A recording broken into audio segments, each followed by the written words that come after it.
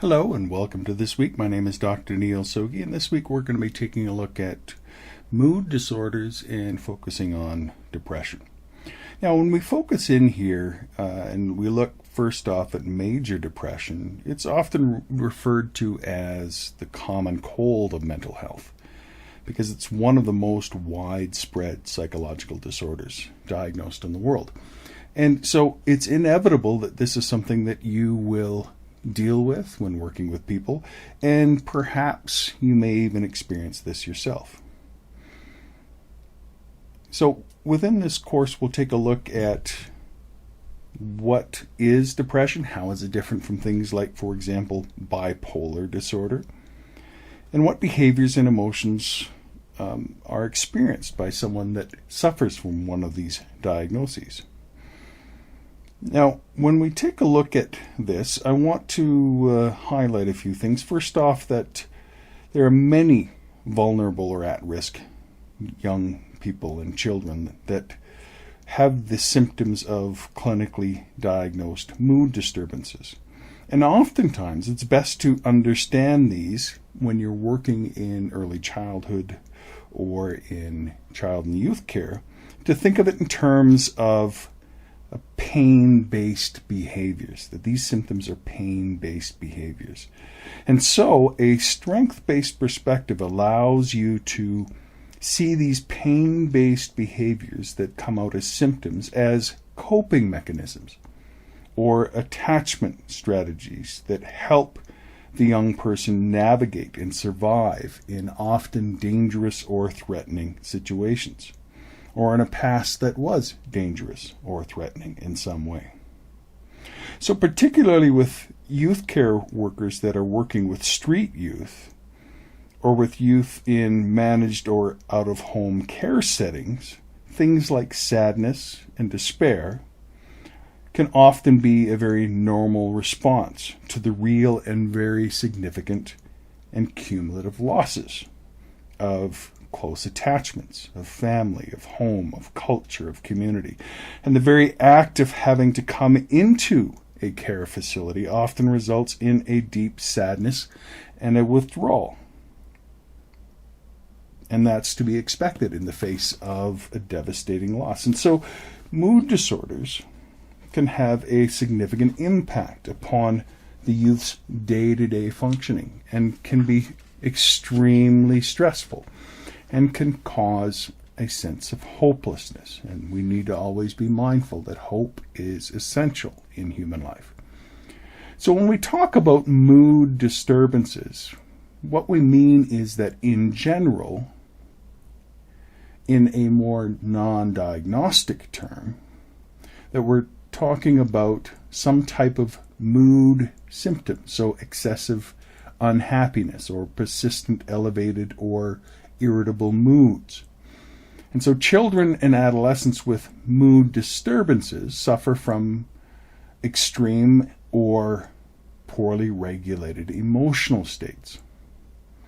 And this can just be mood swings or something greater. And everyone experiences varying moods. In fact, that's an important characteristic of what it means to be human, to have a variety of mood states. That's really universal. But in the case of mood disturbances, however, these emotional states impact the individual to the extent that they interfere with daily functioning and create significant distress for themselves or for others. And although it's easy to imagine how extreme and persistent depressed moods might interfere with daily functioning, it's often more difficult to envision how extreme and persistent elevated moods, so an extreme happiness or extreme euphoria, might interfere with day-to-day life.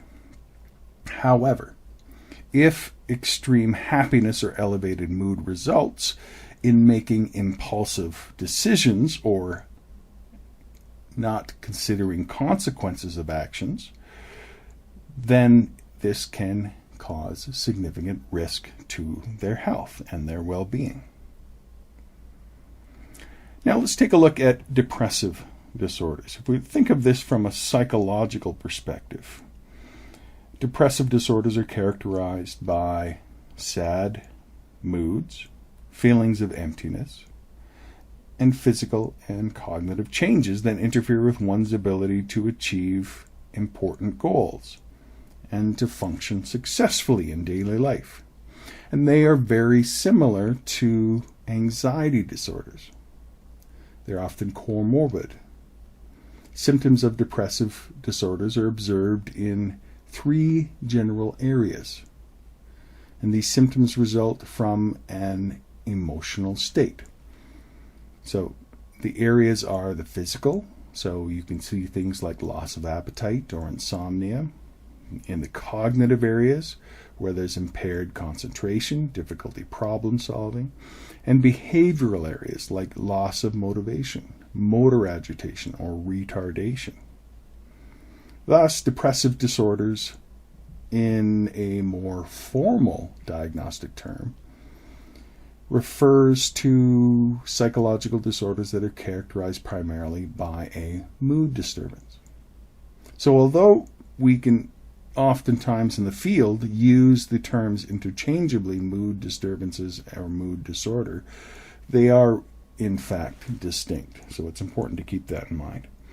When we think in terms of the DSM-5 and how it categorizes these various disorders, disrupted mood can be observed in the context of many disorders. For example, significant fear and apprehension are associated with anxiety disorders, while inappropriate mood, such as finding humor in or laughing at a tragic accident, is observed in the context of schizophrenia.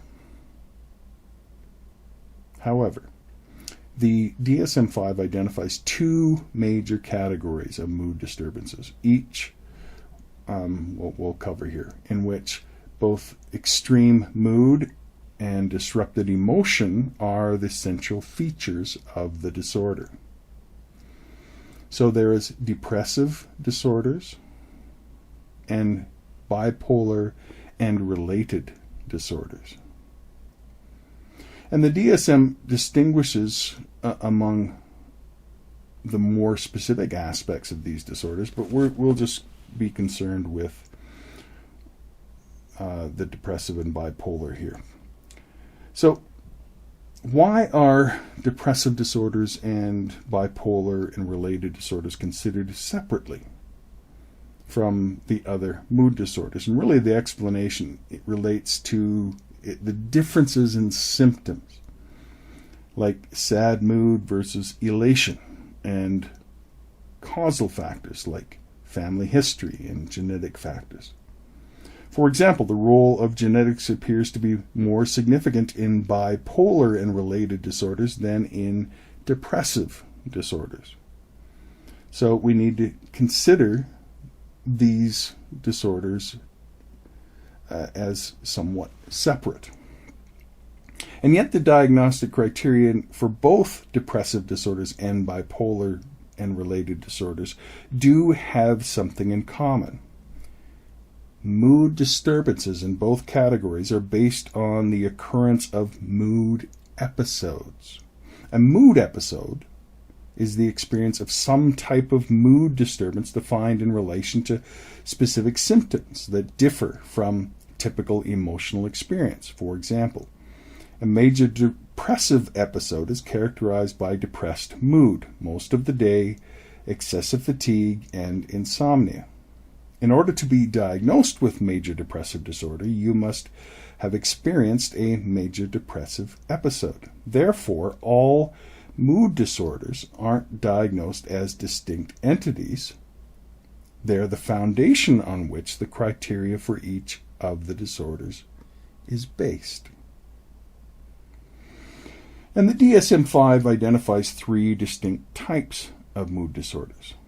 We have major depressive episode, manic episode, and hypomanic episode. So, and they're fairly descriptive terms. So when we look at depressive disorders, the DSM-5 identifies 8 depressive disorders. Each of them are related to the symptoms of the physical, the cognitive, and the behavioral areas that we've already outlined. And the mood episodes that are most prominent are the major depressive episodes. And as I mentioned, this is similar to anxiety disorders. So, of the 8 depressive disorders listed in the DSM,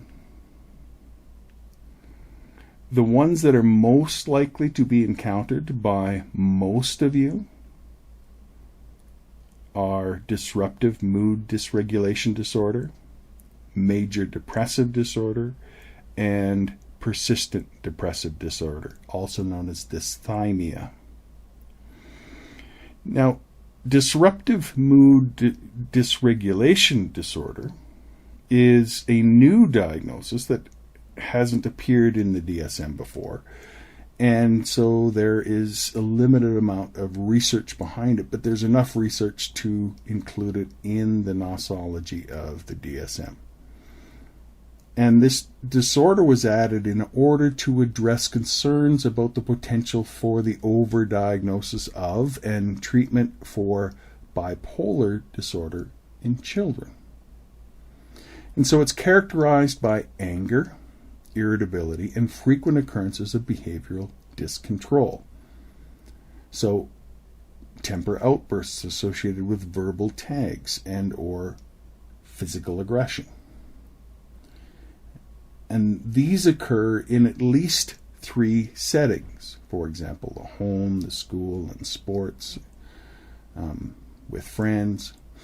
The symptoms of this disorder are distinct from those of bipolar disorder in that the individual doesn't meet the criterion for a manic or hypomanic episode.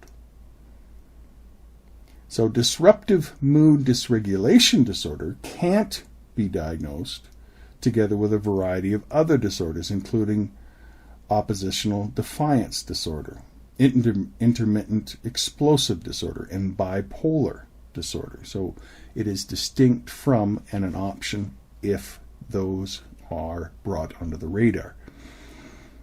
Then there's major depressive disorder. And major depressive disorder is commonly referred to as depression, clinical depression, major depression, or unipolar depression.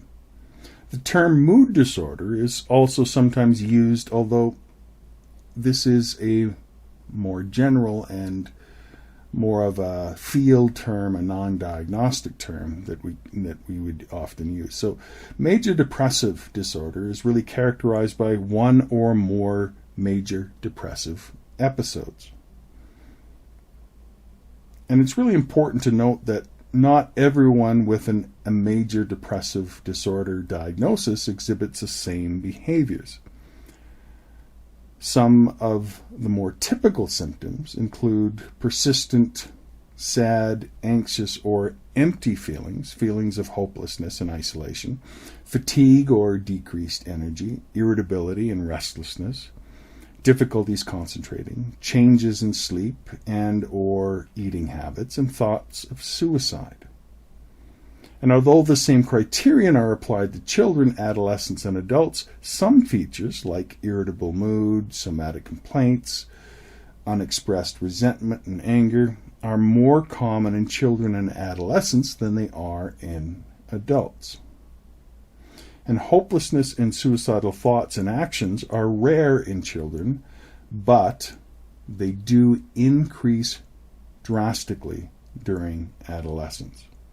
And so that's an important thing to always keep in mind. And anytime you're working with teens, it's important to watch out for that.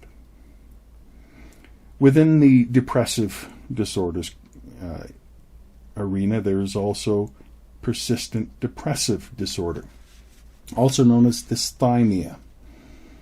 And the DSM-5 distinguishes between major depressive disorder and persistent depressive disorder, or dysthymia, because dysthymia is something that is so much deeper.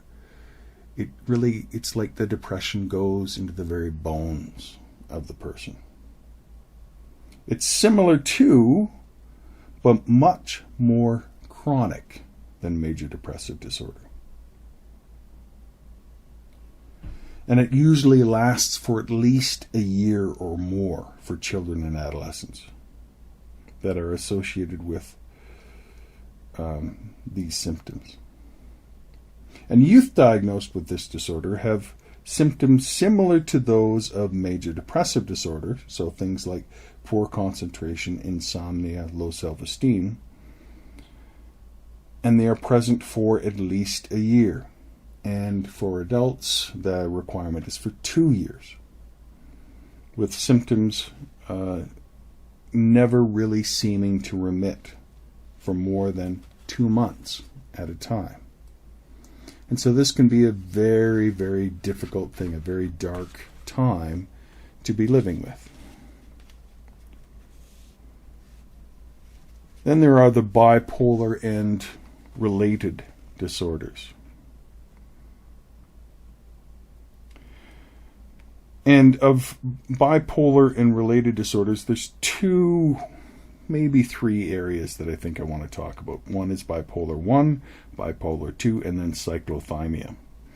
Bipolar 1 is often referred to as bipolar depression or manic depression. And this disorder is generally characterized by dramatic swings in mood, ranging from periods of elation, what we call mania, to periods of sadness that correspond with symptoms of a major depressive episode. And for children and adolescents diagnosed with bipolar 1 disorder, they must have had 1 or more manic episodes during which they present some very happy or euphoric or experience high energy and self-esteem, as well as decreased inhibitions. And really, mania is associated with being very talkative, having rapidly changing thoughts, having little need to sleep, and being highly distractible. In essence, being very energetic and popular. And although some of these symptoms may sound positive, like the elation and the high energy, they often result in negative or devastating consequences, like spending too much money, making impulsive decisions, engaging in dangerous behaviors, not considering the consequences, engaging in violence, and having excessive involvement in pleasurable activities that have negative consequences. For children and adolescents diagnosed with bipolar 1 disorder, manic episodes are preceded by or followed by 1 or more major depressive episodes, during which the individual feels very sad and is much less active than usual. Then there's bipolar 2 disorder. And although the term bipolar is used most often to refer to bipolar 1, the DSM distinguishes between bipolar 1 disorder and bipolar 2 disorder. Bipolar 2 disorder is diagnosed when an individual experiences 1 or more depressive episodes and at least 1 hypomanic episode. And the diagnostic criteria for a hypomanic episode is nearly identical to those for a manic episode, with the exception that hypomania is less likely to cause significant impairment in functioning. Therefore, although the euphoric and cheerful presentation of the child or young person with bipolar 2 disorder is recognized as being distinct from their usual presentation, the behaviors associated with it are less bizarre and more associated with those observed in just being extremely happy. Then there's cyclothymic disorder. And the DSM distinguishes between bipolar 1 and 2 in cyclothymia, or cyclothymic disorder. And because cyclothymia is more chronic. It lasts for at least 2 years. And it's typically associated with a less extreme form. In other words, a less severe depressive episode and a less severe manic episodes. But it is longer term. Now, before the 1970s, it was thought that depression didn't even exist in children and youth. And the literature cites several reasons for this, including the fact that clinicians didn't fully explore children's feelings or moods and so wouldn't know whether children were depressed. In the Freudian view, children's unconscious minds weren't developed enough to experience depression, and adolescent depression, confusion, and difficulties with mood was just chalked up to being adolescent angst, which was considered part of normal development. In the late 1970s and early 80s, childhood depression was thought to be masked by other conditions. But today, we recognize that young people experience depressive symptoms and that they exist on a continuum, that they indeed may be masked or expressed differently than they are in adults. For example, children and adolescents may express depression through frequent somatic complaints, including digestive difficulties, sleeping difficulties, anxiety, and rage, and by such behaviors as inattentiveness, hyperactivity, tantrums, boredom, withdrawal, eating problems. Some therapists and clinicians really still dispute the idea of masked depression, but it does seem to be the case that these symptoms are there. So whether a child is diagnosed with depression or not, the experiences of feeling depressed and having the depressive symptoms do seem to be fairly common. Persistent sadness that interferes with daily functioning seems to be very common, particularly disrupting daily routines, academic performance, social relationships, and negatively impacting psychological development. And it does appear that major depressive disorder is the fourth leading cause of disability and premature death in the world across all ages. And it's predicted that by the year 2021, major depressive episode or disorder will be among the leading cause of disability worldwide, second only to heart disease. So it's not surprising then that mood disorders are one of the most common and debilitating conditions in young people. In a nationwide survey of Canadian youth by Stats Canada, they found that 6.5%, so more than 250,000 youth and children in Canada between the ages of 15 and 24 met the criterion for major depressive disorder in the year prior. Now, it's difficult to gather information on ages younger than that, but what we do find is that in anecdotal settings and anecdotal clinical experience, boys and children and girls in childhood do seem to be experiencing a rate that is not quite as high as adolescents, but still significantly high. So around 3 to 5%. Although in adolescence, some research suggests that approximately 5% of male youth and 12% of female youth experience major depression at some point. So it's important to essentially pay close attention to symptoms of youth and depression, because there can be some trouble that results from that. When it comes to mood disturbances, although children can be diagnosed with these major depressive episodes as early as 3 to 5 years of age, generally there's an increase in the diagnosis of depressive episodes from preschool to elementary school. And this is assumed to reflect increased cognitive capacity, self-awareness, and verbal ability, as well as an increase in performance stress. But that rate of diagnosis does seem to keep rather steady through the elementary years. And it's when a child gets into secondary school that we have that increase sharply in the diagnosis of depressive episodes.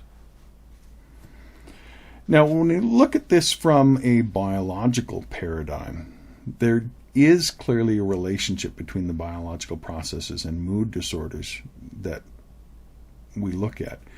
And there are a couple of features that are significant here. Now, there's been some research that has been done that significant stress in early childhood will cause what is called the threat assessment danger distance system to activate, and it activates. There's some variability in the activation based upon the genes of the child. But if there is prolonged and significant stress in childhood, it does appear that about a third of people that experience that in their childhood, prolonged significant stress in their childhood, will develop a mood disturbance in their early to mid-20s. And so there's this developmental cascade effect that takes place. And part of it seems to have to do with the cognition and with the environment and with the interaction of genes and the expression of epigenetics for this alarm system. So over a number of studies, they've really shown that individuals with greater degree of genetic relatedness, so identical versus fraternal twins, have higher concordance rates for depression and bipolar disorders. And this really supports that notion that these disorders have a genetic component.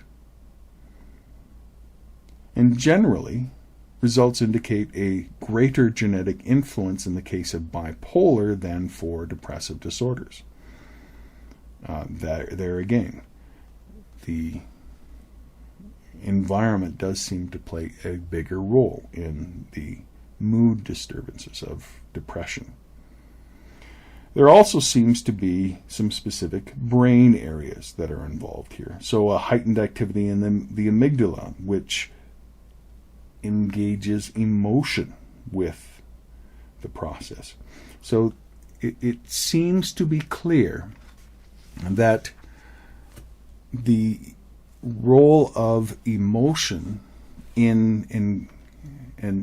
particularly the role of negative emotions goes a long way to perpetuating things like depression.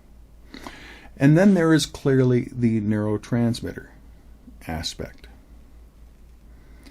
Now, there are some very clear neurotransmitters that are associated with depressive symptoms. The monoamine neurotransmitters the catecholamines seem to play a huge role here. So this would include things like norepinephrine, serotonin, and dopamine, particularly serotonin. Now, what serotonin does, it does a lot of things. It's involved in blood activation. It's involved in digestion. But in the mind, it is involved in calming down the brain and saying, chill out, don't worry, there is not a threat. But when there isn't enough serotonin, or when the serotonin isn't taken up quickly enough by the brain, then there is a feeling of danger. And that danger gets translated into overwhelming stress. And that is part of the reason why anxiety and depression go together so well together, because they both have that base of a sense of danger. And what happens in depression is the danger sense over time causes a person to think negatively. And when the negative thoughts come and the negative interpretations of reality come, then comes the depressive symptoms. And so what we have are many different types of antidepressants, pharmacological treatments for depression that work quite well. One of them is the monoamine oxidase inhibitors and tricyclic antidepressants. The problem with tricyclic antidepressants is they have a lot of side effects. Monoamine oxidase inhibitors also have a lot of side effects, and there can be some danger when it comes to eating certain foods. And so the preference has been for what is known as selective serotonin reuptake inhibitors, because these are more or less generally safe and have been used for many decades and by millions and millions of people without much danger. So there's some great positivity there. And these play an amazing role. Now, one of the things that has been shown by a researcher by the name of Catherine Harmer from Oxford University is that